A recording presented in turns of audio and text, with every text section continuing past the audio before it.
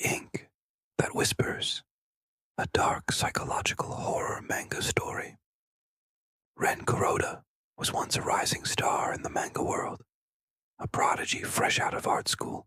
His debut series had shown promise, earning him a modest but loyal fan base. But as the years passed and deadlines mounted, that promise faded. His ideas dried up, his editor grew impatient, his following dwindled to nothing more than internet rumors and nostalgia. Desperate and defeated, Ren wandered the streets of Tokyo late one night after yet another failed pitch. That's when he saw it, a flickering light at the end of a narrow alley, a market stall, oddly placed, surrounded by fog. There, under a faded cloth canopy, sat an old man with hollow eyes and ink-stained fingertips. Spread across the table were relics, quills, parchment, antique pens, and one small jet-black ink bottle sealed with red wax. This one, the old man rasped, pushing the bottle toward him, is for artists who've run out of soul but still crave stories. Ren smirked, amused by the cryptic pitch. What's the catch? The man stared deep into him. You won't be the one writing. Back in his apartment, Ren opened the bottle. The ink inside shimmered like oil, black with a violet sheen, unnaturally cold. He hesitated, but the thrill of creating again overtook him. He dipped his pen. The nib trembled as if alive. Then his hand began to move. He wasn't thinking.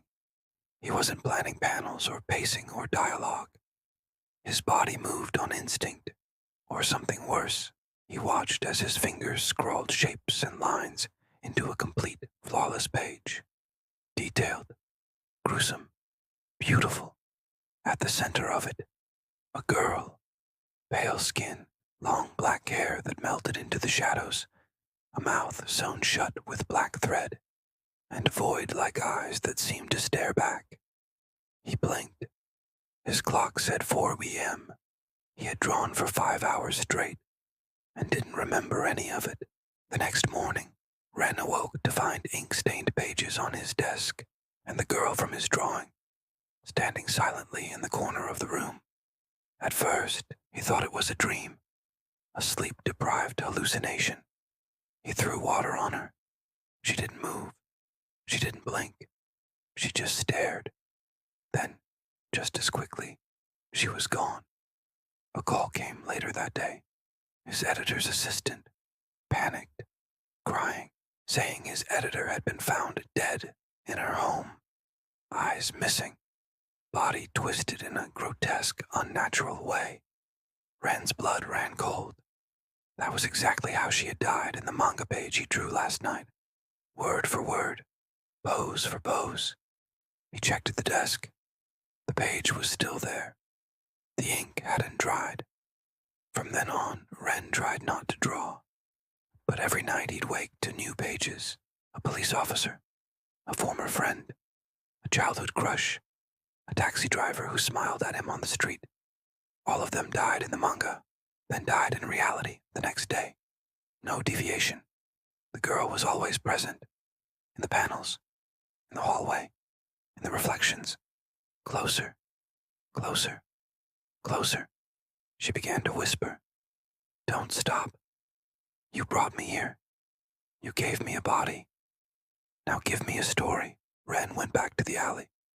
The market was gone. No old man, no flickering lights. Just an empty wall with faded graffiti. Some things are meant to stay unfinished. He started digging. Forums, rumors, lost manga communities. That's when he found it. A forgotten artist from the 90s, Shinji Kuroda. Same surname, same eyes. Ren's father. He had released one dark fantasy manga that never finished. Critics said it was too disturbing, too real. The main character, a little girl with a stitched mouth. The series ended mid-volume, never completed. Shinji vanished weeks later. No body ever found. Only a single page left behind. A funeral scene. His own. Ren realized the truth. The ink wasn't cursed. It was hungry. His father had used it to create the girl, then tried to end the story by removing her from the narrative. She didn't die. She lingered between panels, waiting for someone to continue what he started. And Ren, unknowingly, had picked up the pen where his father left off. Now Ren had only two options: stop drawing and die like his father, finish her story and risk setting her free. He chose the second. He wrote a new arc, gave her a name, Aiko. He drew her pain, her origin, her betrayal. She wasn't just a monster.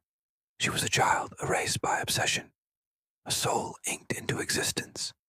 He ended it with her redemption. A final panel of Aiko walking away from the page, finally smiling, mouth unstitched. The next morning, the ink bottle was empty. For the first time in weeks, Ren slept peacefully. But 3 days later, a knock came at the door. A courier delivered a package. Inside, a sketchbook he'd never seen before. The first page, a detailed drawing of Ren, slumped at his desk, mouth sewn shut, and standing behind him, Aiko, smiling. Somewhere in another city, another young artist browses a thrift store. He finds a strange black ink bottle, picks it up. "Hey," he calls to the cashier. "How much for this?" From the shadows, a voice answers. "It's free, but the story costs everything." Thanks for watching. If you liked, subscribe for more.